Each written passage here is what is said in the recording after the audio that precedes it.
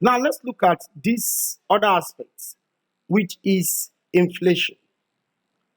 Inflation can be defined as the persistent rise in the general price level of goods and services in a country. So inflation occurs as a result of increase in money supply in an economy.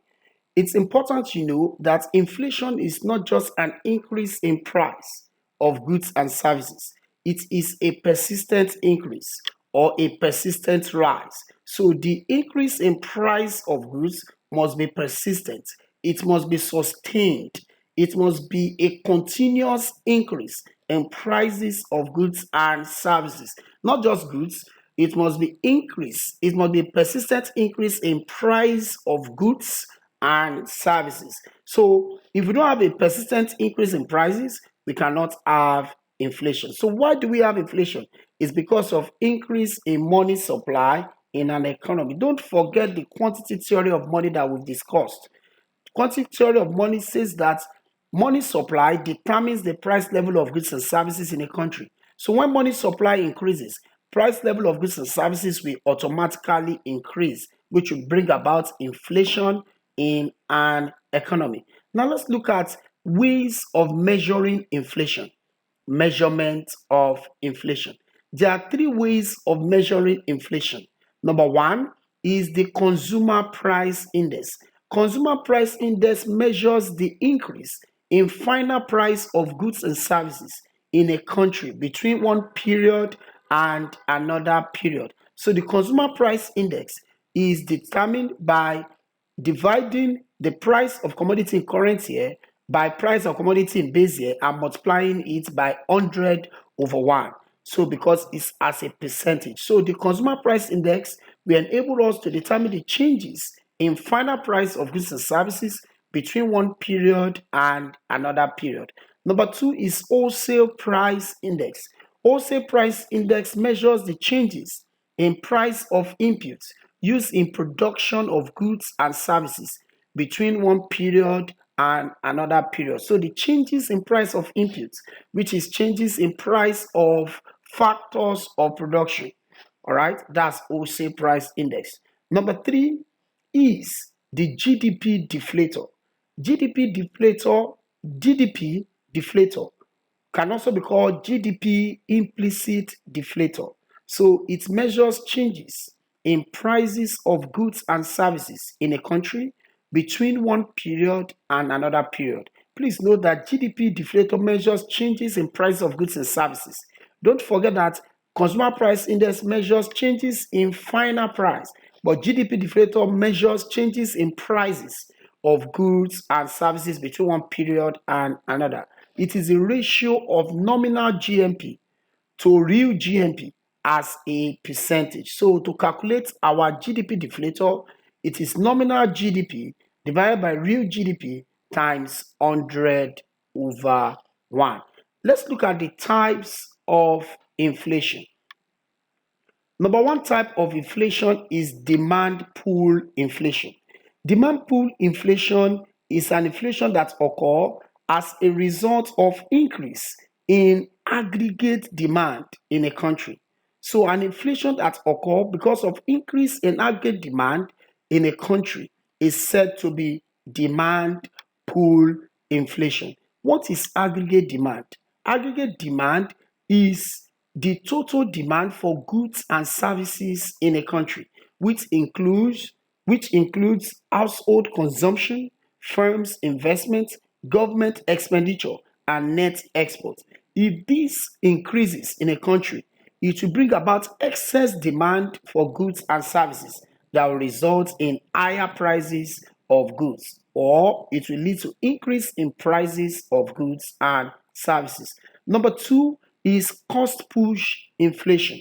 Cost push inflation is an inflation that occurs as a result of increase in cost of inputs. So when there's increase in cost of inputs or cost of production, we are going to have a cost push inflation. An increase in cost of inputs, such as cost of raw materials, cost of salaries and wages. When this increases, it will bring about a reduction in aggregate supply. that will make the price of goods and services to increase. Number three types of inflation, we have the creeping inflation. Creeping inflation is an inflation that occurs at a very slow rate. It is an inflation that occurs at a single digit, usually below zero, usually between 0 to 9%. So an inflation that is good for any economy is the creeping inflation because it stimulates aggregate demand in a country and also does not frustrate economic plans of the country. So one can plan with creeping inflation because it occurs at a very slow rate. The next type of inflation is hyperinflation. Hyperinflation is an inflation that occurs at a very fast rate. So any inflation that occurs at a very fast rate is called hyperinflation. It usually occurs in two digits between 10 and 99%. So an inflation that occurs between 10 and 99% is said to be an hyperinflation. So an hyperinflation is not good for any economy because it frustrates economic plans of the country. All right. So hyperinflation can also be called galloping inflation. The other type of inflation is stagflation. Stagflation is an inflation that occurs simultaneously with unemployment. So any inflation that occurs simultaneously with unemployment is called stagflation. So stagflation occurs simultaneously with unemployment, which means that it is an inflation that coexists with what? Unemployment. So stagflation is against the principle propounded by Professor A.W. Phillips called Phillips curve because Professor A.W. Phillips did a research on developed economies in Europe. All right. In that research, he found out that inflation rate is inversely related to unemployment rate, but he never considered developing countries and underdeveloped countries like some in South America and in Africa. All right. So in South America and Africa, we have cases of stagflation because we have inflation rates occurring simultaneously with unemployment, which is against the principle propounded by Professor A.W. Phillips in Phillips curve. The last type of inflation is called spiral inflation. Spiral inflation is an inflation that occurs when a measure taken to solve a particular type of inflation leads to another kind of inflation. So in that case, we call such kind of inflation a spiral inflation. I always say to people that the kind of inflation we have in Nigeria is a spiral inflation because government has been taking a lot of measures to solve the inflation. So it is leading to another kind of inflation. Such kind of inflation is said to be what? A spiral inflation by my own observation. Now let's take a look at the causes of inflation. What are the things that lead to what? Inflation. Number one cause of inflation is increase in money supply in an economy. Don't forget the quantity theory of money, which says that money supply determines the price level of goods and services. Anything that increases the supply of money in an economy will bring about inflation because price of goods and services will increase as well. Number two is increase in salaries and wages. Increase in salaries and wages will bring about increase in cost of production. And when cost of production increases, for producers to supply, they will increase their prices so that they will supply more. Number three is increase in government expenditures. So when government increases expenditures on infrastructural facilities, on projects, all right, it will increase the quantity of money in circulation in a country, which will make prices of goods and services to increase. Number four is persistent depreciation of naira. All right, an example is Nigeria. Naira has been depreciating over the years, and because an economy that is dependent on other economies of the world, which means an economy or a country that imports, all right, and its currency continue to depreciate, such country will be faced with inflation, and thus such inflation will be caused by persistent depreciation of its exchange, its currency. So persistent depreciation of naira has led to what? Inflation. It makes importation to be what? Expensive. All right. So goods and services imported are expensive. So it will bring about increase in prices of goods and services. Another cause of inflation is deficit financing. Deficit financing is a kind of budget whereby expenditures will be greater than income. So, how can the expenditures be financed? It will be through borrowing. Nigeria is a typical example.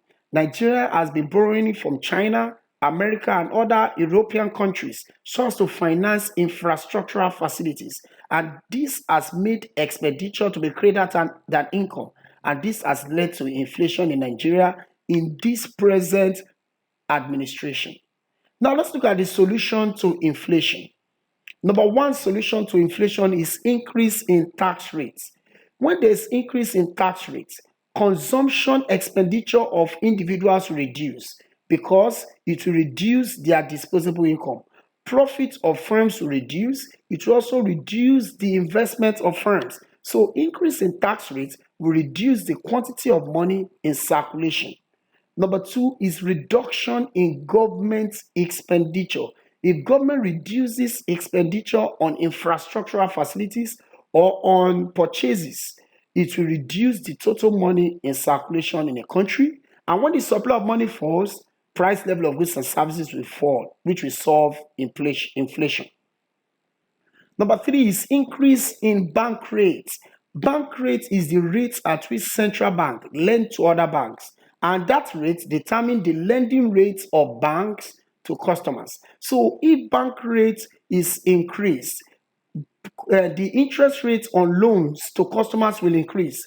Customers will be reluctant to borrow money. And when they are reluctant to borrow money, it means that the money circulation will reduce. Number next is surplus budget. If a country runs a surplus budget, it means that the income will be greater than expenditure, which means the country will control its expenditures, its spendings. And when expenditure is controlled, it means that the money circulation will reduce. And when money circulation is reduced, price level of goods and services will fall. And this will solve inflation. The use of subsidy is another ways of solving inflation. Government can subsidize essential products by making the price of essential product to reduce. And when that price reduces, it will reduce the total money in circulation in the country. Another ways of solving inflation is government participation in production of goods and services. If government gets involved in producing goods and services, not only essential goods and services, it will make the prices of goods and services to be reduced. It will control price of goods and services. Suppliers and producers will not be able to increase price to exploit consumers. So price of goods and services will fall, which will be able to control inflation. Let's look at the effects of inflation in a country. What will be the effect of inflation in any country? Number one is that inflation leads to decrease in money supply. Don't forget that number one, inflation leads to decrease in value of money. Don't forget that I've explained what value of money is. I said value of money is the purchasing power of the people, which is the quantity of goods and services that money can buy. So when the price level of goods and services increases, definitely there's inflation, which means that value of money will fall, which means quantity of goods and services that money can buy will reduce. Number two is that fixed income earners, they lose during inflation. Those that earn a fixed amount of money, price of goods and services has increased, the quantity of goods they can buy will reduce. So they lose during inflation. Creditors or lenders, they lose during inflation. A creditor that borrows someone 50,000 before inflation During inflation, the person is receiving the same amount, which means that that amount cannot buy what it used to buy. So creditors lose during inflation. Businessmen gain during inflation. So businessmen they gain because if there's increase in price of goods and services, they will add it to the final price of their goods and they'll make profits through that means. Borrowers gain during inflation. Borrowers or debtors, they do gain during inflation because the fixed amount they borrow is what they will return at the due date. All right. The final effect of inflation is that it reduces savings because price of goods and services has increased, so it will be difficult to save. And when it's difficult to save, it will be difficult to invest. So let's look at the last aspect of this topic called money and inflation, which is deflation. Deflation is a direct opposite of inflation. Deflation is the persistent fall in general price level of goods and services in a country, and it occurs as a result of decrease in money supply in an economy. And when there's deflation, the value of money increases in a country. Now, let's look at the causes of deflation. What are the things that can bring about deflation in any country? Number one is operating a budget surplus. If government operates budget surplus, it will reduce expenditures of the government, leading to a decrease in the quantity of money in circulation. And when there's decrease in quantity of money in circulation, price level of goods and services will fall drastically, which will bring about deflation in a country. So let's look at number two is excess of supply of goods over demand in a country. If the supply of goods and services is greater than demand for goods and services in a country, it means that it will force price of goods and services down. And when price of goods and services falls, it means that there will be deflation. So one of the reasons why we have inflation is because of increase in demand for goods. And when there's excess demand, it will make price to go up. All right. So when there is excess supply, price of commodities will fall. Number three is increase in bank rates. An increase in bank rates will discourage borrowing in a country by individuals, firms, and government. And this will make the money, this will lead to a fall in money supply that will result into deflation. Bank rates is the rate at which central bank lend to other banks, and it determines their lending rates to customers. So when there's increase in bank rates, all right, people will be reluctant to borrow money.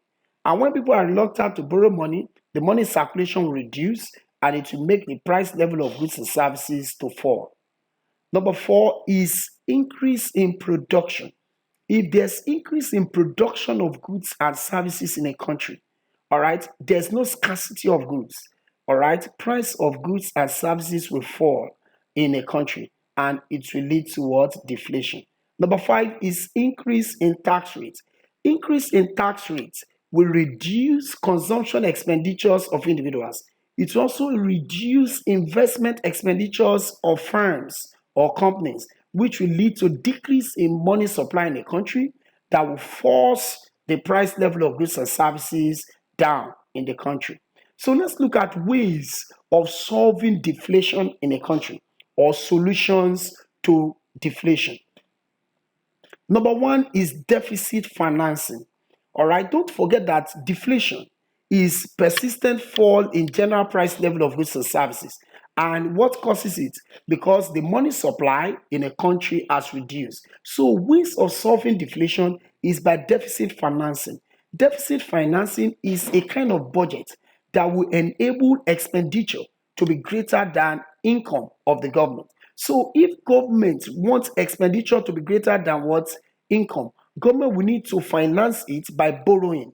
When government borrows from people within the country and people outside the country, like countries or multilateral creditors, all right, in that way, expenditure will be greater than what income. It will stimulate aggregate demand in a country, which will increase the money supply in an economy, and it will solve the problem of deflation. Number two is reduction in bank rates. When there's reduction in bank rates, it means that the lending rate of banks to customers will fall. And when it falls, people will be willing to take loan to finance their projects. And when people continue to take loans like that, the multiplier effect will bring about increase in money in circulation. And when there's increased money in circulation, price level of goods and services will increase, which will solve deflation in the country. Number next is reduction in tax rates. Reduction in tax rates will increase disposable income of individuals, and it will increase profit of firms, and this will bring about increase in consumption expenditures of individuals. It will also bring about increase in investments of firms, and this will increase the money circulation that will make prices of goods and services to increase, which will solve the problem of deflation. Number next is increase in government expenditure. Anything that makes government to increase expenditures on infrastructural facilities, expenditures of government on purchases to balance the economy or to promote economic activities in a country. This will bring about increase in quantity of money in circulation that will make prices of goods and services to increase, which will solve deflation problem in the country. Number next is reduction in supply of goods. When there's reduction in supply of goods, it means that demand for goods and services will be greater. And anything that makes excess demand to occur in a country or demand to be greater than supply, it means the price of goods and services will increase, which means money supply will also increase. And this will solve deflation problem in a country. Let's look at the effects of deflation in a country. Number one, during deflation, fixed income earners gain during deflation because they receive fixed amount of money and the price level of goods and services has fallen. So they'll be at an advantage. Number two is that it leads to increase in the value of money. So because of deflation, leads to a persistent fall in price of goods and services, value of money will increase. So value of money usually increase during deflation. Number next is that borrowers lose during deflation because when they borrow, all right, they are going to return an amount in which the value is higher at the time they want to return it. Number next is a lender or creditors. They gain during deflation because when their money is returned to them, all right, the money serves a higher value than what it used to be. Number next is that it encourages exportation of goods. All right. So when you export during deflation, the value becomes higher, and deflation discourages importation of goods because when you import during deflation, you find out that the value, all right, is higher. The price you are paying for the commodities is higher, so it discourages what importation of goods. All right.